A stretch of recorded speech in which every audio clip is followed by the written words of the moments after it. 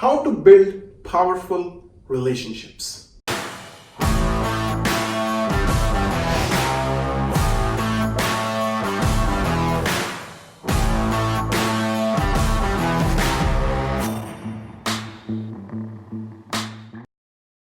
Hey, this is Harry and welcome to this episode of The Harry Show. And today we're going to talk about building powerful relationships. Now, if you're in business, if you're working with people, and if you're watching this video, you already know that relationships are one of the most critical elements in business and personal success.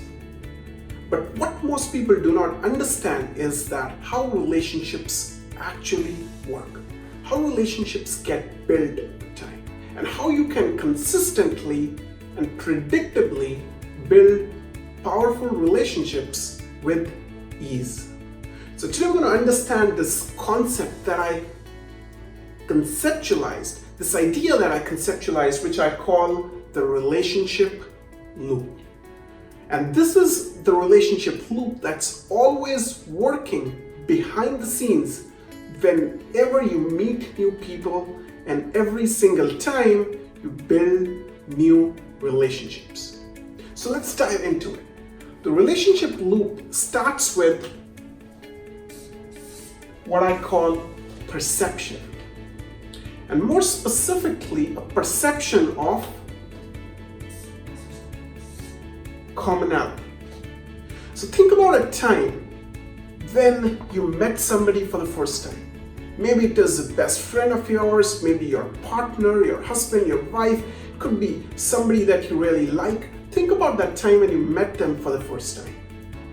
And chances are that in the first couple interactions, you triggered a perception of commonality. Something that made you feel like they are similar to you. Now this is obvious, right? Human beings like people who are like whom? Who are like themselves, right? That's why we see similar people hanging out together.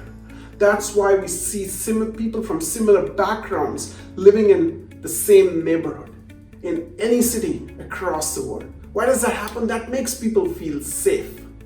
They have a feeling of connection with people that they feel, that they perceive to be similar to them.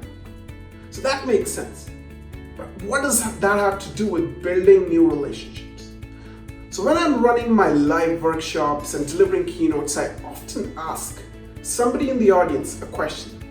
I ask them, hey John, where were you born? And let's say John was born in New York City. And John grew up in New York City and is still living in New York City. So John was born in a big city and has lived in a big city all his life. Now, if John runs into this person called Bill in a train in New York, and Bill grew up in a farm in northern Canada. So Bill is from a small town. He lived in a farm. He grew up in a farm. He's still living on that farm. So John and Bill are two very different people, and therefore, when John meets Bill for the first time, what do you think? Are they going to feel like they're similar to each other? They're meeting on a train in New York.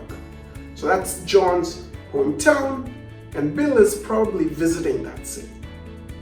Chances are they would not feel like they're very similar to each other. And as a result, the perception of commonality would not be triggered, which would therefore not lead to a powerful relationship. Now, what happens if John meets the same Bill, but now they're traveling in a train in Nigeria? John and Bill run into each other. They don't know each other, and they meet on a train while they're traveling in Nigeria. Now, do you think they would feel that they are similar to each other? And chances are, yes, they will. Why? Because they're both from North America. Maybe they both look similar to each other as compared to everybody else around them on that train. So what does that mean? What that specifically means is that perception changes in relation to the scenario, in relation to the environment. So there is no real perception. And that's why there's a very popular quote from Einstein that says there is no perception and perception is reality. Think about that. There is no perception and perception is reality. And that is powerful. That you need to understand that perception of commonality triggers relationship building. So we're going to still understand the rest of the loop. But perception is the first step. Perception of commonality is the first step. And that can be strategically triggered. Number two, once the perception of commonality has been triggered, that translates into rapport. And what's rapport? Rapport is a feeling of connectedness. If you and I have rapport in between us, that means we're feeling connected. We can trust each other a little bit. And that rapport eventually translates into a relationship. If they continue building on that, if they continue meeting each other, if they continue interacting on a consistent basis. And that relationship further leads to perception of commonality. And this relationship loop is an ongoing loop that is always working in every relationship. So if there's a couple that's married, they probably went through this relationship loop and they're going through this relationship loop on an ongoing basis.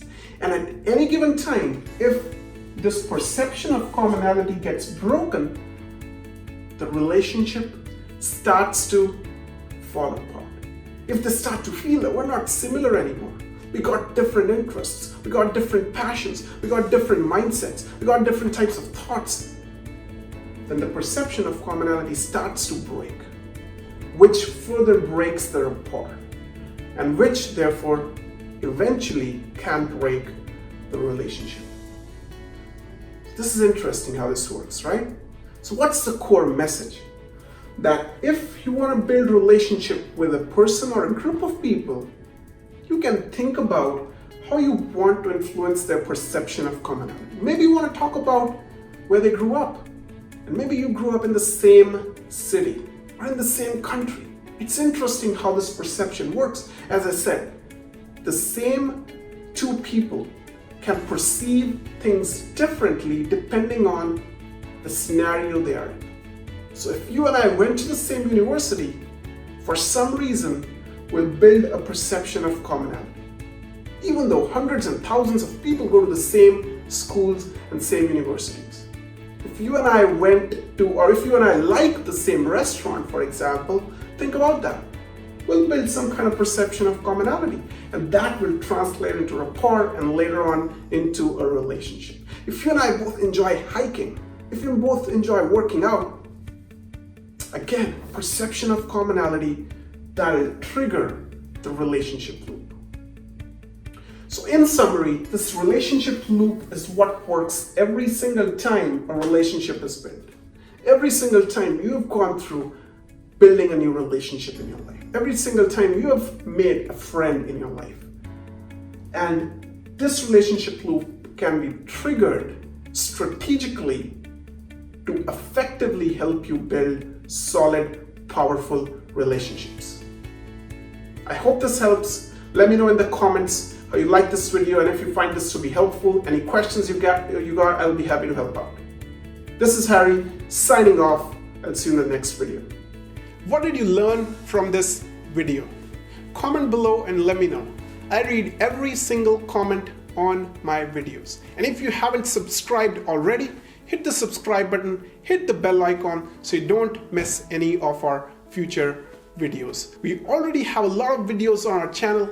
Check the playlist on marketing, sales, communication, leadership, influence, persuasion, all of these skills that'll help you transform the game and raise your career to the next level.